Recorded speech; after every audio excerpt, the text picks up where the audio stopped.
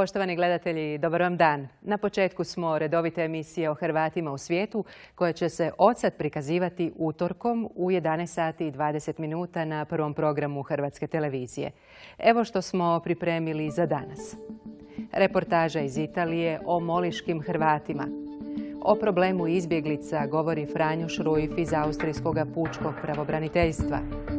Priča o životu na vojvođanskim salašima u vruće ljetne dane. Izvještaj iz gradišanskog mjesta Mjenova o posjetu mladih tamburaša iz australskog Geelonga.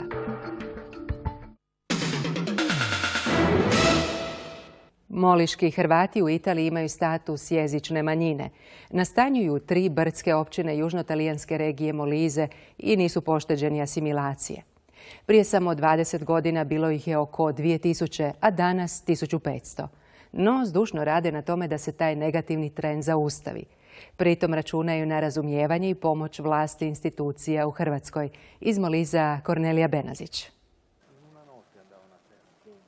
Na brežuljcima unutrašnjosti južno-talijanske regije Molise smjestila su se 3 gradića: Živa voda Kruč, Filić i Mundimitar. Od zapadne Jadranske obale dijeli ih samo 30 kilometara. Prije 500 godina na nju su se bježeći pred Turcima iskrcali stanovnici s druge strane mora. Bili su to Hrvati, najvjerojatnije s područja doline Neretve, odnosno južne Hrvatske. Stoljećima su živjeli na izoliranim brežuljcima i tako sačuvali starohrvatski jezik ili kako ga moliški Hrvati zovu nanašu.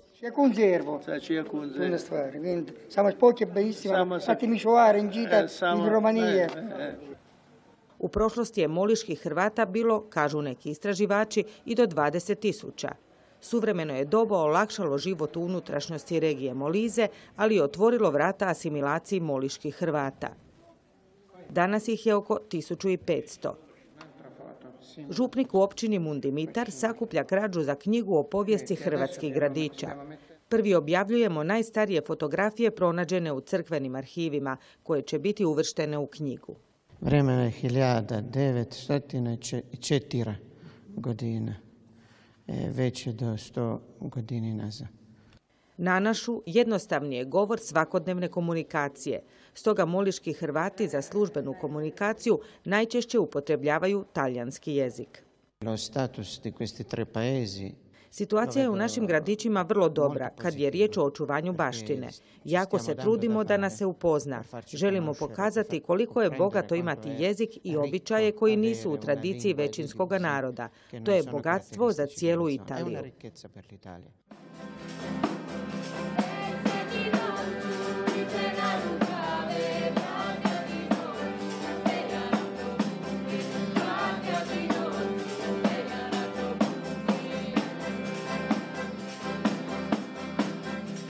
Moliški Hrvati u Republici Italiji imaju status jezične manjine. U Kruču, Mundimitru i Filiću svi su službeni natpisi dvojezični. Zahvaljujući hrvatskoj manjini imamo mnogo pogodnosti. To se osobito vidi u projektima koje možemo ostvariti na našem području. Talijanski zakon 482 za jezične manjine omogućava nam pristup fondovima. Tako smo dobili naš literarni kutak. Omogućava nam i izdavačku djelatnost koja nije povezana s kulturom, nego i turističkim razvojem. Moliški Hrvati, ako žele, mogu biti i punopravni građani Republike Hrvatske. Ko se narodio na naš grad, on može pitati domovniska. Pa gradonjančke on piše, kad su se narodili, ok, živu na ovi grad, samo si jesi hrvatski. Pa mi pitamo veloplanske na Rimu i 3-4 mjeseca mi imamo to. Pa imam putovnica, možemo pitati putovnica, i sve možemo poštudirati na Republike Hrvatske kao na hrvatski građani. Hrvatska ne može utjecati na zakonske odredbe Republike Italije, no bilateralni joj sporazumi omogućuju financiranje aktivnosti moliških Hrvata na području Italije. Udruge moliških Hrvata imaju odličnu suradnju s našim veleposlanstvom u Rimu. Već dulje vrijeme odlično surađujemo s hrvatskim veleposlanstvom u Rimu. Svake godine imamo tečaj talijanskog jezika i izdajemo knjige. To sve radimo uz pomoć hrvatske vlade, a veleposlanstvo nam je posrednik kad je riječ o kontaktima s hrvatskim ustanovama. U ljetnim mjesecima ima mnogo kulturnih priredbi. Ove godine imali smo i kazalište na našu. U Molise je stigla i profesorica hrvatskog jezika iz Hrvatske. 4 će godine na teret Ministarstva znanosti, obrazovanja i sporta podučavati hrvatski jezik u 3 hrvatske općine. Biće na raspolaganju svim naraštajima koji žele učiti standardni hrvatski jezik. Što mislite, kakav je zadatak pred vama? Pa, osim što je zahtjevan, vjerujem da je i zanimljiv, barem se nadam, iako ću, za razliku od Argentine, ovdje raditi s djecom, što me posebno veseli i vidjet ćemo, nadam se da će sve biti dobro. Moliški su Hrvati povezani s Hrvatima iz drugih dijelova Italije. Mi moliški Hrvati surađujemo vrlo dobro s Hrvatima iz Rima.